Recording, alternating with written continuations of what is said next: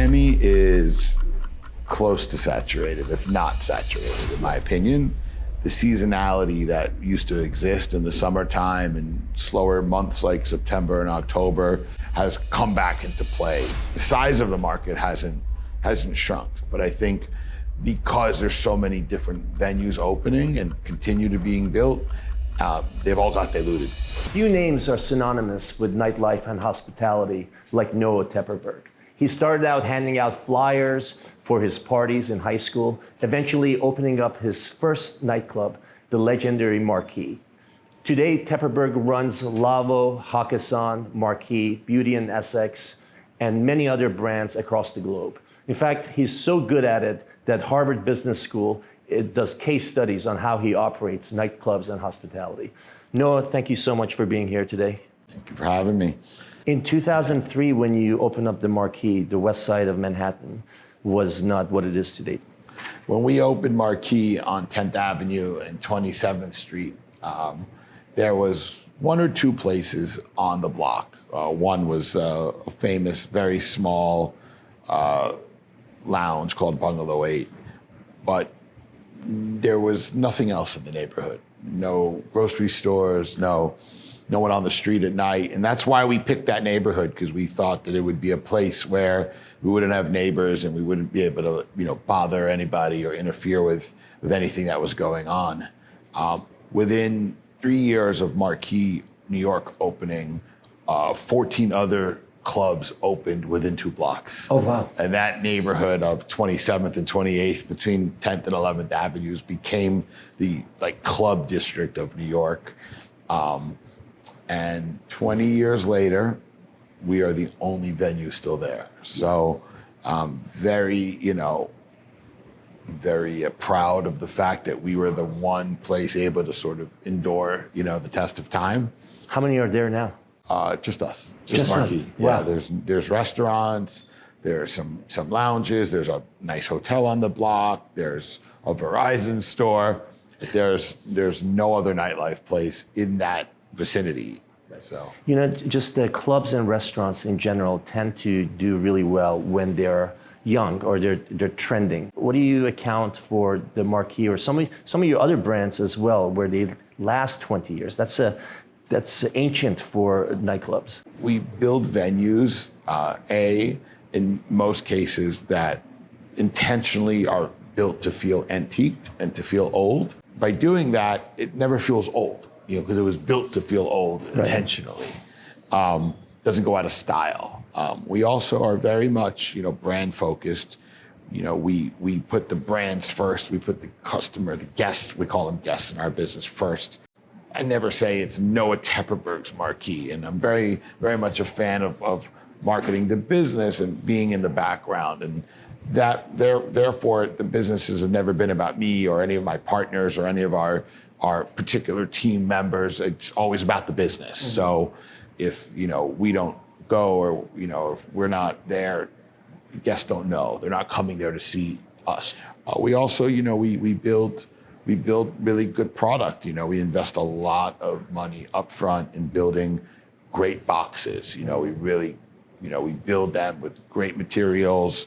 We spend a lot of time planning out, the infrastructure of the buildings. So over time, they don't fall apart. They look good. We spend a lot of money on maintenance. We constantly upgrade our stuff.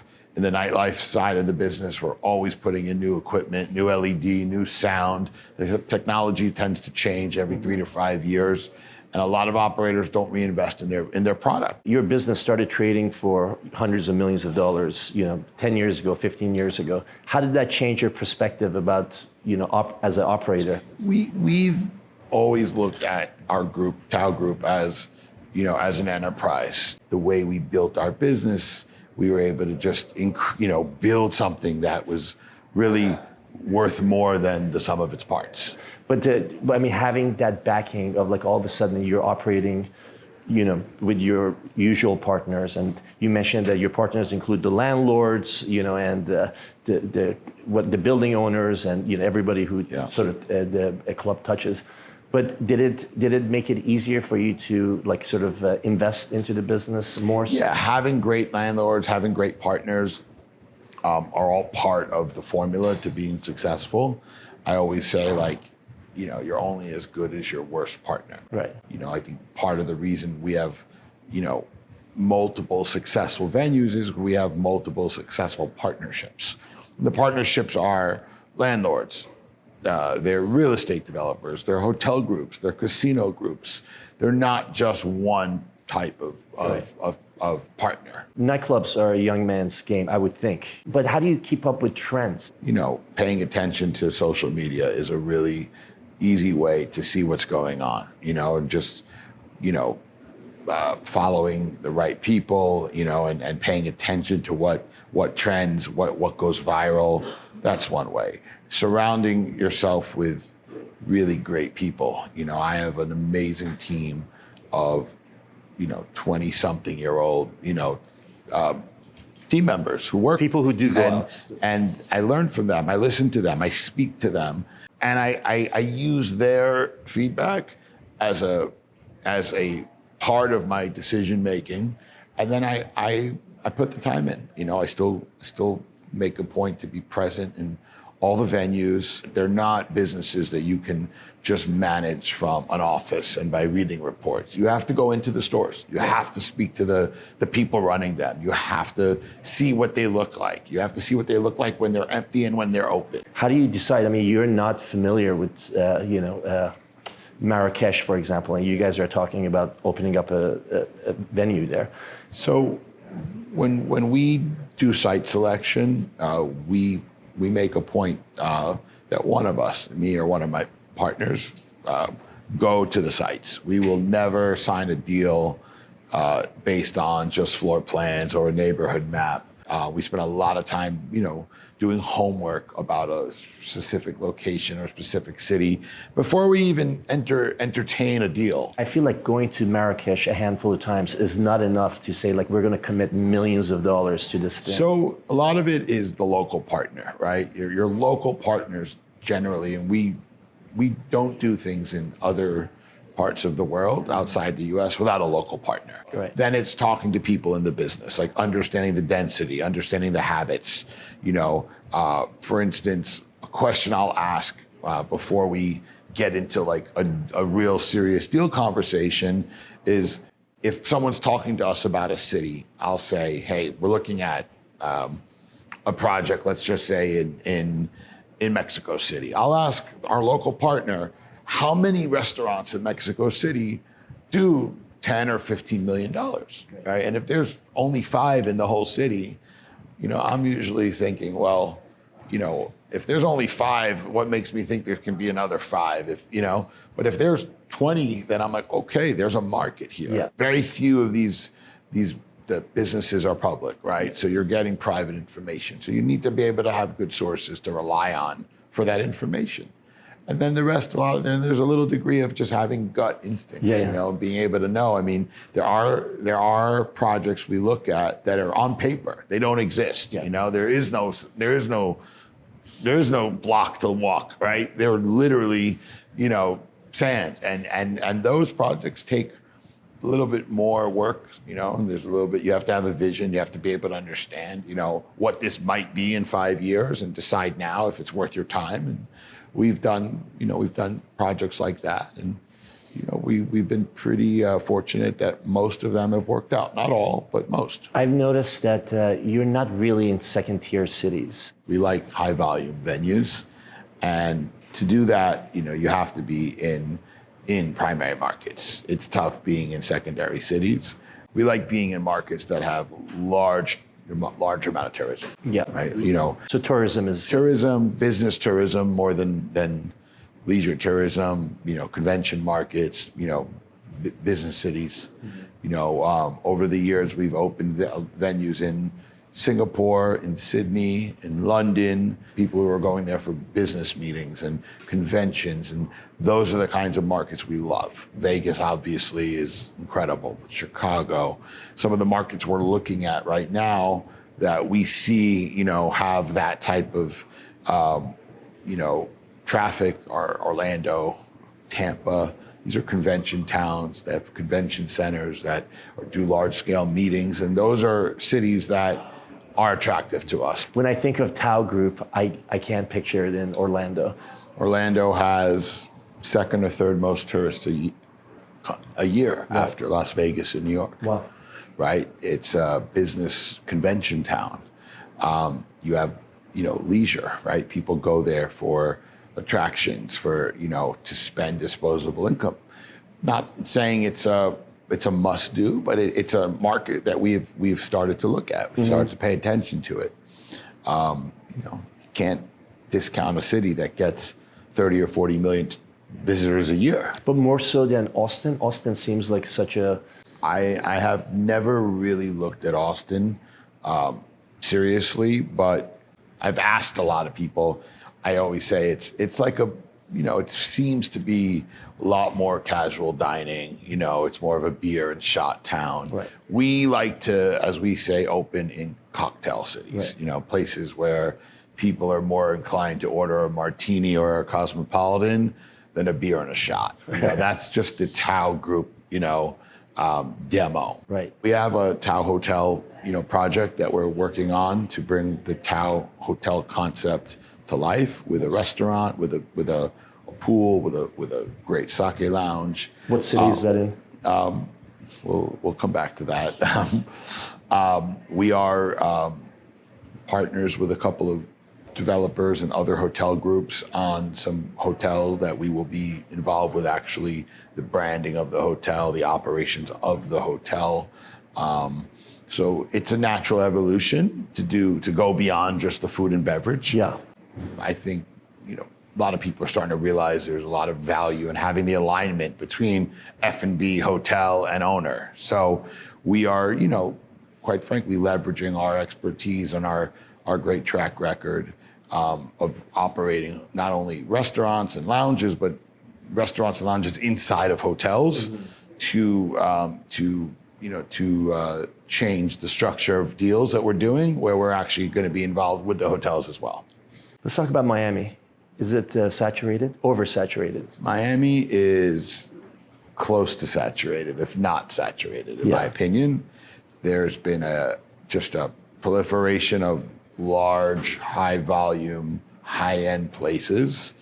And what we're seeing in Miami is that the seasonality that used to exist in the summertime and slower months like September and October, that was somewhat masked during COVID and during, the sort of post-COVID time, has come back into play. So restaurants are not full year round like they were, right. And there's so many places to go and eat now, and there's so many nice ones, and there's so many neighborhoods now that have multiple places that the market has really just sort of got diluted. Right. So as a market, I think the size of the market hasn't shrunk, but I think because there's so many different venues opening and continue to being built, they've all got diluted. Why does every building in Miami feel like they need to have a lounge? When you go to a place, no matter how nice it is and no matter how great the food is, so much of the ambiance is about having other people there and having that vibe of just other people.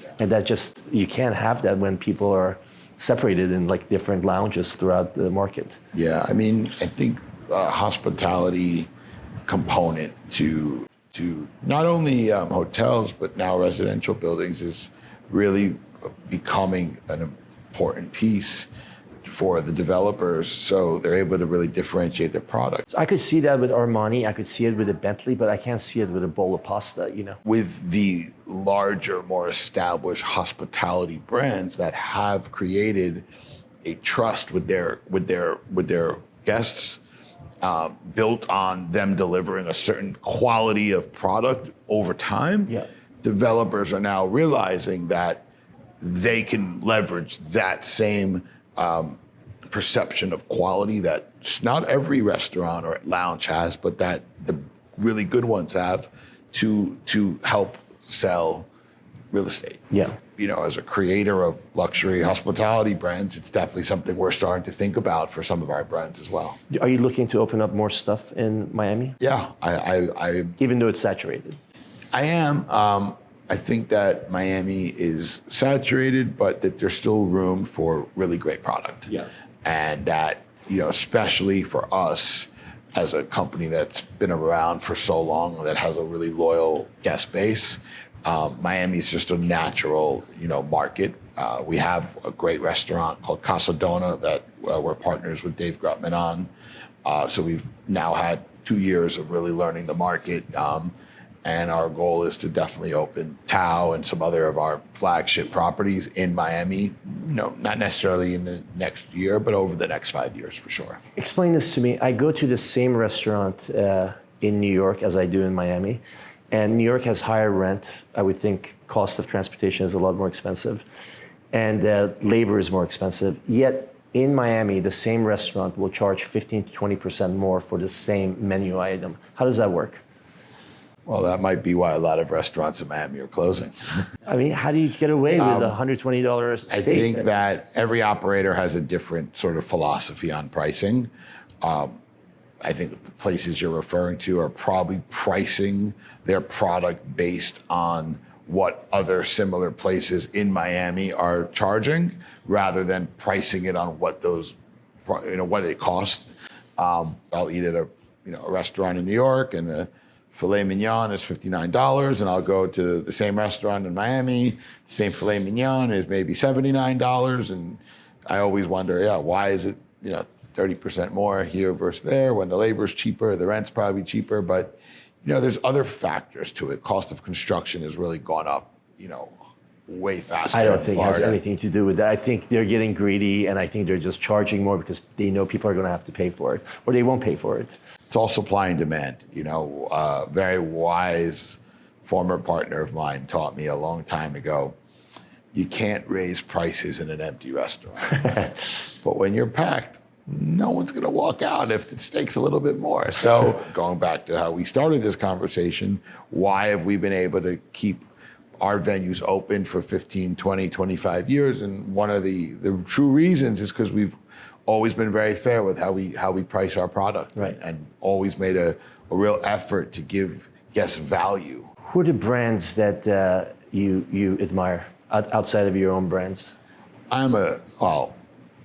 Different categories, but I'm a big fan of Danny Meyer, John George, of Danielle. Recently, I've become friends with Billy Durney. I love Red Hook Tavern and Sag Harbor Tavern. I think he does a great job. I love his burger. And I'm a big neighborhood guy. Like, I love going to neighborhood places. I eat, I live in the Village, so I eat at a lot of not chains, but places like the White Horse Tavern or the Corner Bistro. You opened up the Crane Club, which is, again, a very large restaurant on the west side of Manhattan. It's extremely grand, very beautiful. You walk in and you get that old flair of New York. Does it intimidate you that you have to fill that space up every night for years to come? Not at all. I think, again, it's Crane Club is such a amazing product. We have a lot of different parts of the space that we can close down on a slower night or open on a busier night, so it never feels empty. There's always a good energy there. I think it's on its way to becoming a New York institution, just like its predecessor Del Posto was. There's so many private clubs in New York now. They sprouted, and there's so many that sometimes people take me to one and I've never heard of it. And some of them are having a hard time. Even some of the very hot ones are having a hard time keeping the churn down. How do you deal with that? Well, we're Crane Club is it's different. It's a restaurant that's open to the public, right?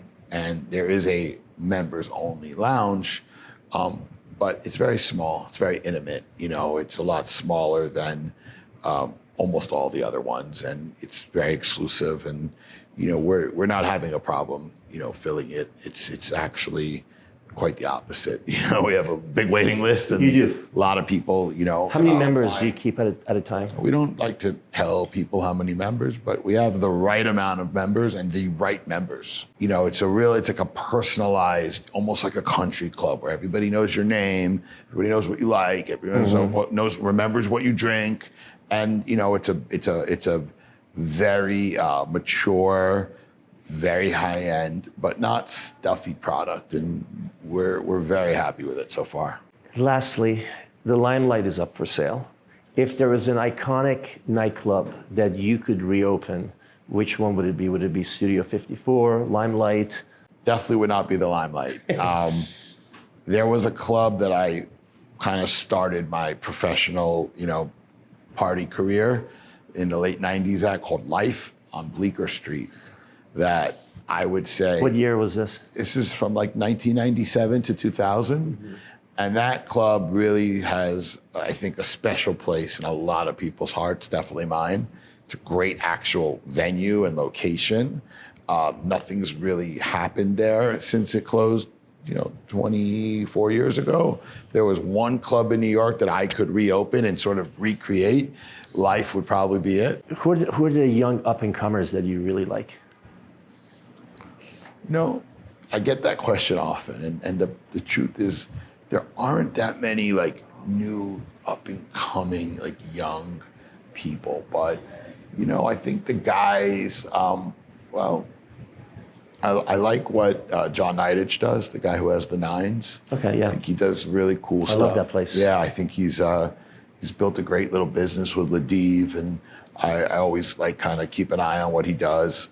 I think the guys who have jeans on Lafayette Street, the old Butter, they seem to have a good thing going, and I drive by all the time. There's always a crowd out there.